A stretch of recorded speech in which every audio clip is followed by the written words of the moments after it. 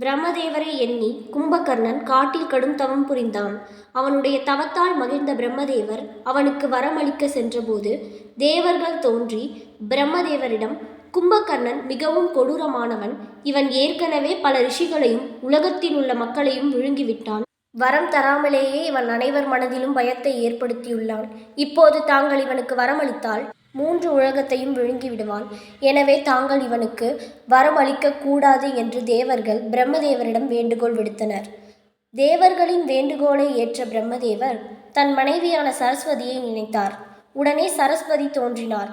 பிறகு பிரம்மதேவர் சரஸ்வதியிடம், தேவி, கும்பகர்ணனின் வார்த்தைகளாக அவன் நாவில் சிறிது நேரம் இருக்க வேண்டும் என்று கூறினார். சரஸ்வதியும் அதற்கு சம்மதித்தார். அதன் பின் பிரம்மதேவர் கும்பகர்ணனிடம் சென்று, உனக்கு என்ன வரம் வேண்டும் என்று கேட்டார். அதற்கு அவன், எனக்கு பல வருடங்கள் தூங்க வேண்டும் என்றான்.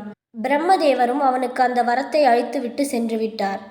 இதனால்தான் கும்பகர்ணன் பல வருடங்கள் உறங்கினான்.